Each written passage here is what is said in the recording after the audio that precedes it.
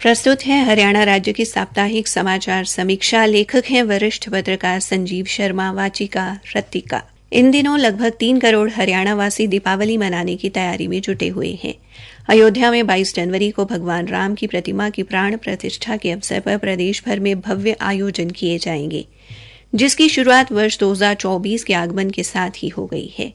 हरियाणा की सत्तारूढ़ बीजेपी सरकार व संगठन के अलावा प्रदेश के सैकड़ों धार्मिक व सामाजिक संगठन इन दिनों धार्मिक आयोजन की तैयारियों में जुटे हुए हैं। प्रधानमंत्री नरेंद्र मोदी पहले ही इस वर्ष को राम वर्ष के रूप में घोषित कर चुके हैं, जिसके चलते मुख्यमंत्री मनोहर लाल स्वयं प्रदेश में इन तैयारियों का जायजा ले रहे हैं। केंद्र सरकार द्वारा सरकारी स्तर पर चलाई जा रही योजनाओं में जिस तरह से हरियाणा हमेशा भागीदार रहा है, उसी तरह से इस धार्मिक आयोजन में भी हरियाणा के लोग बढ़ चढ़कर भाग ले रहे हैं। अयोध्या के लिए चली लंबी लड़ाई में हरियाणा के लोगों की भूमिका अहम रही। अब मंदिर निर्माण के दौरान भी हरियाणा वासियों ने अपनी उपस्थिति दर्ज कराई है।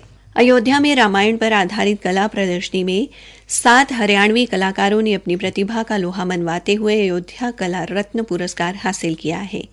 4 दिवसीय कला उत्सव में देशभर से हजारों कलाकारों ने हिस्सा लिया, जिनमें से 100 को अयोध्या कला पुरस्कार से नवाजा गया। इनमें 8 कलाकार हरियाणा के थे। रामायण थीम पर आधारित प्रतियोगिता में हरियाणवी कलाकारों ने भगवान राम को ही केंद्र बिंदु में रखा और विभिन्न शैलियों में कला प्रस्तुत कर हरियाणा प्रदेश का नाम रोशन किया। हरियाणा के हांसी निवासी चित्रकार अभिमन्यु सोनी को सरयू नदी के किनारे भगवान राम का चित्र बनाने के लिए अयोध्या कला रत्न पुरस्कार मिला। अभिमन्यु ने सरयू नदी के पास श्री राम कथा पार्क में ओडिशा शैली में भगवान राम का भव्य चित्र बनाया। वे हिसार के विद्या देवी जिंदल स्कूल में कला अध्यापक हैं।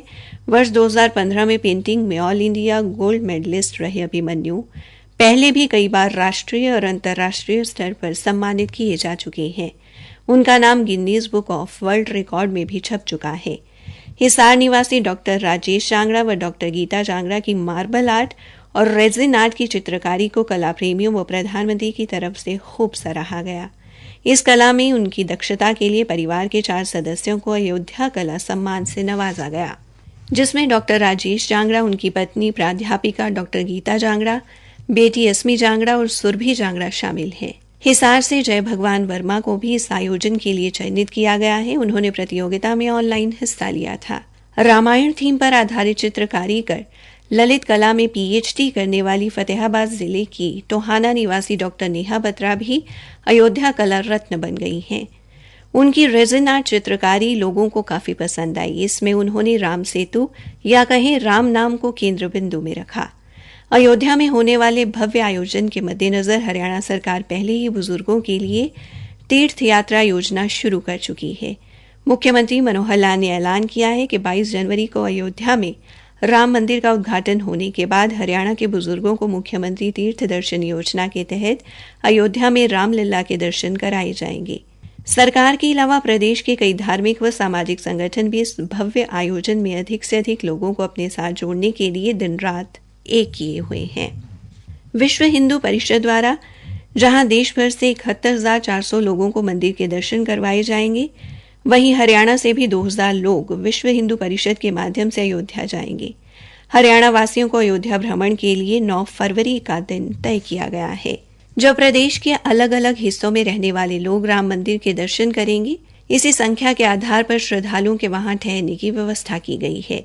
बीजेपी, राष्ट्रीय स्वयंसेवक संघ, विश्व हिंदू परिषद व अन्य संगठनों द्वारा इन दिनों प्रदेश भर में प्रत्येक परिवार तक प्राण प्रतिष्ठा समारोह के पीले चावल, अयोध्या के राम मंदिर का चित्र व राम मंदिर के इतिहास से संबंधित पत्रिका पहुंचाई जा रही है। अयोध्या जाने वाले राम भक्तों के लिए प्रांत से प्रवेश पत्र जारी किया जाएगा।